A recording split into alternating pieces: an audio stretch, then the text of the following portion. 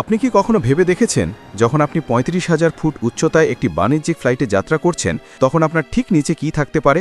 আপনার লাগেজ, হয়তোবা তার চেয়েও অনেক মূল্যবান কিছু, কোটি কোটি টাকার সোনার বার। আজ আমরা জানব কিভাবে বিশ্বজুড়ে আর্থিক সংস্থাগুলো এত মূল্যবান সোনা বিমানে পরিবহন করে, যার পিছনে লজিস্টিক্স এবং নিরাপত্তা ব্যবস্থা আপনাকে হতবাক করে দেবে। কেন বাণিজ্যিক বিমান? আপনার মনে প্রশ্ন আসতে পারে, কেন এত দামি সোনা কার্গো বিমানে না নিয়ে সাধারণ যাত্রীবাহী বিমানে পরিবহন করা হয়? উত্তরটা সহজ, সময় মানে টাকা। লন্ডনের সোনার দাম $২,০০০ হলে নিউ ইয়র্কে তা $২,০৫০ হতে পারে। প্রতি আউন্সে $50 এই পার্থক্য যখন টন টন সোনা পরিবহন করা হয় তখন তা মিলিয়ন মিলিয়ন ডলার লাভে পরিণত হয়। জাহাজ ব্যবহার করলে কয়েক সপ্তাহ লেগে যায়, যা মূল্য পরিবর্তনে বাজারে অনেক দেরি। কার্গো বিমান ব্যয়বহুল ও সহজে নজর কাড়ে, কিন্তু বাণিজ্যিক বিমান সস্তা, ঘন ঘন চলাচল করে এবং কেউ সন্দেহ করে না যে একটি পরিবার ডিজনিল্যান্ডে যাচ্ছে আর তাদের পায়ের নিচে রয়েছে এক বিশাল সোনার ভাণ্ডার। লন্ডন থেকে নিউ ইয়র্কে সোনা পাঠানোর আগে এটি সুইজারল্যান্ডের মেটেলর বা প্যানের মতো রিফাইনারিগুলোতে যায়। এখানে 400 আউন্সের সোনার বারগুলোকে 1900 ডিগ্রি ফ্যারেনহাইট তাপমাত্রায় গলিয়ে 100 আউন্সের ছোট বারে রূপান্তরিত করা হয়। কর্মীরা রূপলি প্রতিরোধকমূলক পোশাকে যেন নভোচারীর মতো গলিত সোনাকে সিরামিক টিপটুল দিয়ে গাইড করে। এরপর হাইড্রোলিক প্রেস দিয়ে প্রতিটি বারে সিরিয়াল নাম্বার, বিশুদ্ধতার সিল এবং অন্যান্য তথ্য খোদাই করা হয়, যা এটিকে এক মহাদেশ থেকে অন্য মহাদেশে অনুসরণ করে। প্রতিটি বার নিখুঁতভাবে ওজন করা হয়, বিশুদ্ধতা পরীক্ষা করা হয় এবং একাধিক কোণ থেকে ছবি তোলা হয়। নিরাপত্তার ক্ষেত্রে একটি গুরুত্বপূর্ণ বিষয় হল কাগজপত্র। সোনার প্রতিটি বারের জন্য বিশুদ্ধতার সার্টিফিকেট, ওজন বাছাইকরণ এবং মালিকানা রেকর্ড প্রয়োজন। এই কাগজপত্রগুলো জাল করা যেতে পারে এবং বিশ্বের পুরো সোনার বাণিজ্য এই সহজ ধারণার উপর চলে যে যদি কাগজপত্র ডেটাবেজের সাথে মিলে যায় তাহলে সোনা অবশ্যই বৈধ। নতুন তৈরি বারগুলো সাধারণ ইন্ডাস্ট্রিয়াল প্যাকেজিংয়ে সিল করা হয়, যাতে কোনো সোনার লেবেল বা ঝলমলের লোগো থাকে না। এর উদ্দেশ্য হলো যতটা সম্ভব সাধারণ দেখানোর, কারণ সাধারণ কিছু মনোযোগ আকর্ষণ করে না।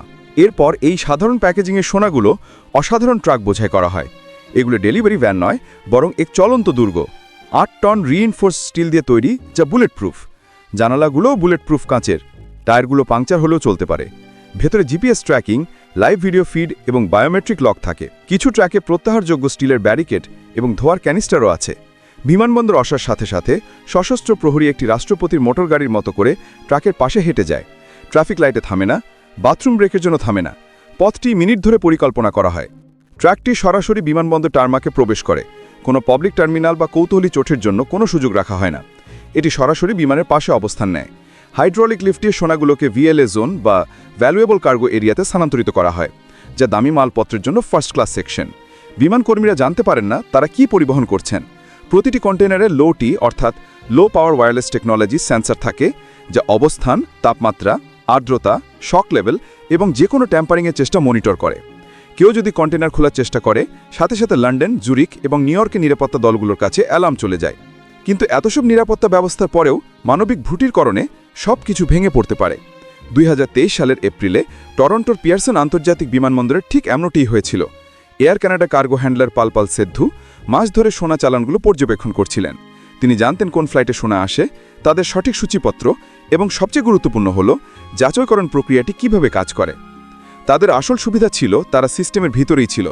তারা স্কটিশ স্যামন পরিবহনের মিথ্যা চালান তৈরি করে, যা ছিল আসল সোনার বার চালানের মতোই। এই জাল কাগজপত্র, ওজন, শিপিং কোড, ফ্লাইট নম্বর সবকিছুই আসল চালানের সাথে মিলে যায়। সিদ্ধু জানতেন কখন আসল ব্রিংস সাজোয়া ভ্যান পিকআপের জন্য আসবে, শিফট পরিবর্তন এবং নিরাপত্তা ব্যবস্থার ফাঁকফোকর সম্পর্কে। সেই সন্ধ্যায় একটি ট্রাক আসল চালানের জন্য আসে এবং কর্মীরা তাদের স্ক্রিনে বৈধ কাগজপত্র দেখে $20 মিলিয়ন সোনার বার ভর্তি কন্টেনার তুলে দেয়। কয়েক ঘন্টা পর যখন আসল ব্রিংস ভ্যান আসে, তখন তারা খালি কন্টেনার পায়।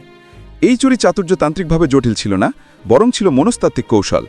প্রতিটি নিরাপত্তা প্রোটোকল কম্পিউটার স্ক্রিনের পেছনে ব্যক্তিকে বিশ্বাস করার উপর নির্ভর করে। কিন্তু যখন সেই ব্যক্তি হুমকি হয়, তখন কি হয়? টরন্টো দেখিয়েছিল যে বিশ্বের সবচেয়ে নিরাপদ সিস্টেমগুলো এখনও কাগজপত্রের উপর নির্ভর করে এবং অভ্যন্তরীণ ব্যক্তিরা বৈধ অ্যাক্সেস নিয়ে মিথ্যা কাগজপত্র তৈরি করতে পারে।